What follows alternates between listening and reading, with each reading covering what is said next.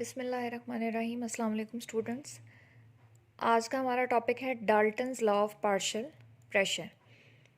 Chapter है हमारा gases. अब ये Dalton's law of partial pressure जो है ये एक इंग्लिश केमिस्ट था, जॉन डाल्टन। उसने ये रिप्रेजेंट किया था 1801 में, that the total pressure exerted by a mixture of non-reacting gases is equal to the sum of their individual partial pressures। इसकी अगर हम मैथमेटिकल एक्सप्रेशन देना चाहें तो वो क्या बन जाएगा, P total is equal to, let suppose कि हमारा जो गैस मिक्सचर है उसमें 3 गैसेस हैं, गैस ए, गैस बी और गैस सी। तो टोटल प्रेशर किसके इक्वल होगा, उन तीनों गैसेस के प्रेशर्स का सम जब हम निकालेंगे यानी टोटल निकालेंगे तो वो हमारे पास टोटल प्रेशर आएगा।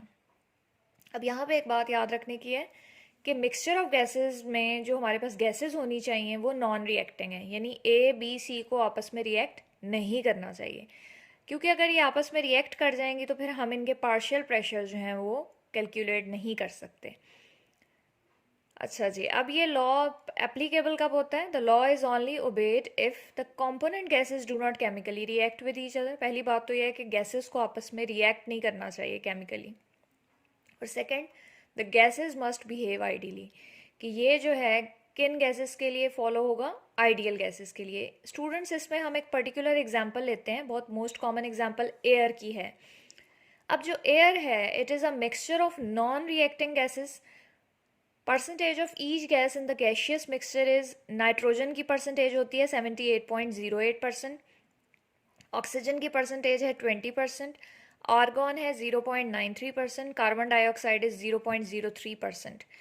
इन गैसेस के अलावा जी traces of neon, helium, krypton यानी नोबल गैसेस के ट्रेसेस भी होते हैं, hydrogen, along with various amounts of water vapours and pollutants. Pollutants अब क्या होते हैं, जो कि पोल्यूट करते हैं एटमॉस्फेयर को। पोल्यूटेंट गैसेस हमारे पास कौन सी आ जाती हैं, oxides of sulphur and nitrogen. अब एयर का जो प्रेशर होगा, the total pressure exerted by the air, वो किसी एक गैस का प्रेशर नहीं होगा, बल्कि जब हम जितने भी कंपोनेंट्स हैं एयर के अंदर उन तमाम गैसेस के पार्शियल प्रेशर हम जब फाइंड करके उनको ऐड अप करेंगे तो हमें टोटल प्रेशर मिलेगा एयर का। अब यहाँ पे एक इम्पॉर्टेंट चीज़ है कि what is the relationship between pressure and number of moles of gas, या ऐसे इन अदर वर्ड्स हम कह सकते हैं कि how we can calculate partial pressure of a gas. If N A, N B and N C हमारे पास number of moles of gases हैं, 3 गैसेस, जैसा कि मैंने आपको कहा कि ए बी सी हमारी 3 गैसेस हैं मिक्सचर में, और P A, P B and P C be they are partial pressures respectively. हम ए गैस का पार्शियल प्रेशर को पी ए से रिप्रेजेंट करते हैं, बी गैस के पार्शियल प्रेशर को पी बी से, और सी गैस के पार्शियल प्रेशर को पी सी से। तो then according to the general gas equation, हमने अपने प्रीवियस लेक्चर्स में जनरल गैस इक्वेशन डिराइव की थी। जनरल गैस इक्वेशन क्या है आइडियल गैसेस के लिए, P V is equal to N R T. अब अगर हम यहाँ पे प्रेशर का फैक्टर सेपरेट करना चाहते हैं तो प्रेशर किसके इक्वल हो जाएगा, देखें यहाँ पे वी पी के साथ मल्टीप्लाई हो रहा है तो ऑपोजिट साइड पे जाकर वो डिवाइड होगा। तो P is equal to N R T over V. Gas A के लिए हम कैसे राइट कर सकते हैं सेम इक्वेशन, कि हम पी ए कर दें, P A is equal to N A R T over V. B के लिए क्या हो जाएगा, P B is equal to N B R T over V, और सी के लिए क्या हो जाएगा, P C is equal to N C R T over V. तो यहाँ पे आप देखें कि अगर हम देखें कि आर टी ओवर वी का फैक्टर कांस्टेंट है तो पी ए जो है वो डायरेक्टली प्रोपोर्शनल हो जाएगा number of moles of A के, और इसी तरह से पी बी डायरेक्टली प्रोपोर्शनल होगा number of moles of B के, पी सी प्रोपोर्शनल होगा एन सी के। क्योंकि आर टी ओवर वी अगर हम कांस्टेंट ले रहे हैं तो यहाँ पे हम के लगा देंगे। आपको पता है कि जब हम कांस्टेंट इंट्रोड्यूस करवाते हैं तो एक्चुअली 2 चीज़ें जो होती हैं इक्वेशन के दोनों साइड्स पे, उनके दरमियान फिर प्रोपोर्शनैलिटी साइन हम हटा रहे होते हैं। तो यहाँ पे अगर प्रोपोर्शनैलिटी साइन और कांस्टेंट को फॉर द टाइम बीइंग हम एक साइड पे रखें तो ये इक्वेशन क्या फॉर्म ले लेगी, P A is proportional to N A. यहाँ पे बॉक्स में मैंने पार्शियल प्रेशर की डेफिनेशन लिख दी है कि पार्शियल प्रेशर को हम कैसे डिफाइन करते हैं, the pressure each gas would exert if it alone occupied the volume of mixture eight same temperature. यानी सिंपल वर्ड्स में हम ये कह सकते हैं कि पार्शियल प्रेशर क्या है कि अगर एक गैस है उसको हमने किसी कंटेनर में रखा हुआ है, तो वो जो प्रेशर एग्जर्ट कर रही है वो उसका इंडिविजुअल प्रेशर भी हम इसको कह सकते हैं, या पार्शियल प्रेशर होगा। तो यहाँ पे अब हम देखते हैं कि किस तरह से ये जो इक्वेशन हमने लिखी है, जनरल गैस इक्वेशन, ये अगर हम टोटल प्रेशर के लिए लिखें तो वो क्या हो जाएगी, P total will be equal to N total RT over V। NT total number of moles of all gases होगा, और NT हम कह सकते हैं कि Na plus NB plus NC हो जाएगा। अब यहाँ पे हमने फाइंड क्या करना है जी, पार्शियल प्रेशर फाइंड करना है गैस का, इंडिविजुअल गैस का। तो उसके लिए हमें क्या करना पड़ेगा, डिवाइड हमने करना है इक्वेशन 1 को इक्वेशन 4 से। ये देखें यहाँ पे ये आपके पास इक्वेशन 1 है, इस इक्वेशन को आपने डिवाइड करना है इक्वेशन 4 से। तो क्या बन जाएगा ये आपके पास, P A over P T is equal to N A R T divided by V divided N T R T over V. तो P A over P T किसके इक्वल आ जाएगा, N A R T over V. जब हम multiplied का sign लगाएंगे यहाँ पे तो ये इक्वेशन इनवर्स हो जाएगी, यानी v over N T R T. अब यहाँ पे देखें आर टी से कैंसिल हो गया, v से कैंसिल हो गया, रिमेनिंग हमारे पास आ गया N A over N T, that is P A over P T is equal to N A over N T. अब यहाँ पे देखें एक न्यू फैक्टर हम इंट्रोड्यूस करवाने जा रहे हैं इक्वेशन में, that is N A over N T, that is mole fraction. N A over N T को हमने रिप्लेस कर दिया एक्स ए से। एक्स ए क्या है, मोल फ्रैक्शन ऑफ गैस ए। अब मोल फ्रैक्शन किसकी इक्वल होती है, मोल फ्रैक्शन इक्वल होती है individual mole over total number of moles के। पी बी के लिए भी यही इक्वेशन हम राइट कर सकते हैं, पी सी के लिए भी इक्वेशन राइट कर सकते हैं। अब पार्शियल प्रेशर जो निकाला है हमने गैस का, वो क्या है, mole fraction of that gas, ये देखें mole fraction of that gas multiplied by the total pressure of the mixture, multiplied by the total pressure of the mixture. तो ये स्टूडेंट्स हमने डाल्टन्स लॉ को पहले डिफाइन किया, उसके बाद हमने पर्टिकुलर एग्जांपल एयर की कंसिडर की, फिर हमने कैलकुलेशन की है partial pressure of a gas की। अब हम बहुत ही इंपॉर्टेंट एस्पेक्ट देखने जा रहे हैं डाल्टन्स लॉ का, कि how it finds applications in the daily life, कि ये लॉ हमारी डेली लाइफ में किस तरह से एप्लीकेबल है। तो सबसे पहला जो पॉइंट है यहाँ पे, that is collection of gases over water. The Dalton's law is particularly useful when a gas is generated and subsequently collected over water, provided the gas is insoluble in water. अब यहाँ पे Dalton's law जो है इसे कहाँ पे apply किया जाता है, जब कोई भी गैस प्रिपेयर की जाती है लैब के अंदर और उस गैस को वाटर के ऊपर कलेक्ट किया जाता है और हम कह रहे हैं कि गैस जो है वो इनसॉल्युबल है इन वाटर में, तो वहाँ पे total pressure consists of pressure of water vapors in addition to the pressure of the gas that is generated. The pressure due to water vapors is called aqueous tension. P total किसके equal होगा, pressure of the gas और pressure of the water vapors, क्योंकि water vapors भी gas के साथ include हो चुके हैं, और जो pressure of water vapors है उसको हम क्या कहते हैं, पर्टिकुलर टर्म aqueous tension। तो P गैस किसके इक्वल आ गया, P total minus P water vapours, यानी वाटर वेपर्स का प्रेशर अगर हम टोटल प्रेशर में से माइनस करें तो हमें गैस का प्रेशर मिल जाएगा। तो ये हमारे पास पहली एप्लीकेशन है इस लॉ की। उसके बाद हम सेकंड एप्लीकेशन देखते हैं कि क्या है, that is respiration at high altitudes. अब ये जो रेस्पायरेशन प्रोसेस होता है लिविंग थिंग्स में, वो प्रेशर डिफरेंस की वजह से होता है।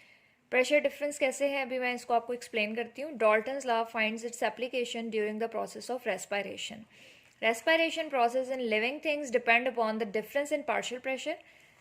इसकी एग्जांपल क्या है कि जी पार्शियल प्रेशर जो ऑक्सीजन का आउटसाइड एयर में है वो क्या है, हायर है, हायर मतलब 159 टॉर है। देन इन द लंग्स में कितना है, 116 Tor. When animals inhale air, then oxygen moves into the lungs. Keep in mind कि डिफ्यूजन, आप डिफ्यूजन की टर्म का आपको पता होगा कि डिफ्यूजन में क्या होता है जी, मॉलिक्यूल्स जो हैं वो हायर कंसनट्रेशन से लोअर कंसनट्रेशन की तरफ मूव करते हैं।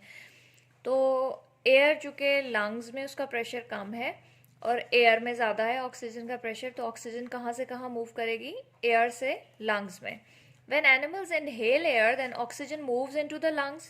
while CO2 produced moves out in the opposite direction as its partial pressure is more in the lungs than that in the air. अब CO2 रेस्पिरेशन जो ब्रीदिंग हो रही है, हम पर्टिकुलरली ह्यूमन बींग्स की बात करते हैं, तो हम ऑक्सीजन इनहेल करते हैं और CO2 एक्सहेल करते हैं.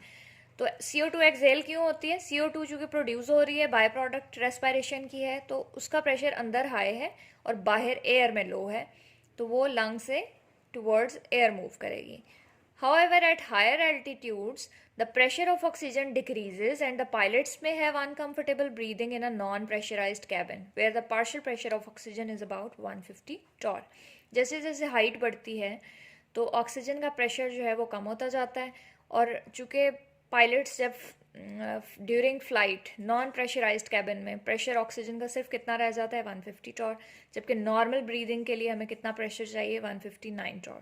सो दैट्स वाई पायलट्स जो हैं वो अनकंफर्टेबल ब्रीदिंग फील करेंगे. थर्ड पॉइंट है जी respiration by deep sea divers. Deep sea divers breathe in air under increased pressure. अब किस तरह से वो इंक्रीज्ड प्रेशर पे एयर को ब्रीद करते हैं? क्योंकि at a depth of 40 metres pressure increases 5 times than the normal pressure. जैसे जैसे डेप्थ बढ़ती है प्रेशर इंक्रीज करता है. Therefore regular air can not be used in diverse tank. तो रेगुलर एयर जो है वहाँ पे वो डाइवर्स टैंक में यूज नहीं हो सकती, because the partial pressure of oxygen would be 795 millimetre of mercury और 795 टॉर. किस तरह से कि 159 नॉर्मल है और हमने कहा कि जी 5 टाइम्स प्रेशर इंक्रीज कर गया तो उसे मल्टीप्लाइड बाय 5 करेंगे तो 795 मिलीमीटर ऑफ मर्करी या 795 टॉर हो जाएगा pressure. Therefore, deep sea divers used to breathe a mixture of 96% helium and 4% oxygen in the respiration tank, the scuba. Scuba divers के बारे में आप लोगों ने सुना होगा या देखा भी होगा. तो बेसिकली स्कूबा डाइविंग में क्या टेक्निक यूज हो रही है? स्कूबा जो है, स्कूबा बेसिकली क्या है? सेल्फ कॉन्टेन्ड ब्रीदिंग ऑपरेटस है, having oxygen used by the divers under water contains compressed air to breathe. वहाँ पे नॉर्मल ऑक्सीजन को ब्रीथ नहीं किया जा सकता.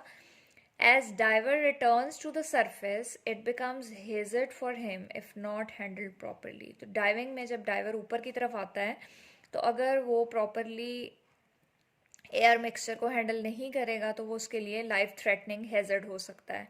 As the diver comes up, the pressure of surrounding water drops. Consequently, the compressed air in the lungs expand. जैसे ही driver ऊपर की तरफ आता है तो सराउंडिंग वाटर का प्रेशर जो है वो फॉल कर जाता है, और एज ए रिजल्ट जो कंप्रेस्ड एयर थी उसके स्क्यूबा में, जो उसका सेल्फ कंटेन्ड ब्रीदिंग अपरेटस था, तो वो एकदम से उसके जो लंग्स में गई है वो एक्सपैंड करेगी. Surfacing must be done very slowly. अब जो सरफेस में उसने आना है उसको बहुत स्लोली आना होगा, so that the compressed air may escape out from lungs without causing damage to them. तो ये प्रोसेस जो है ये भी एक डाल्टन्स लॉ ही की एप्लीकेशन है.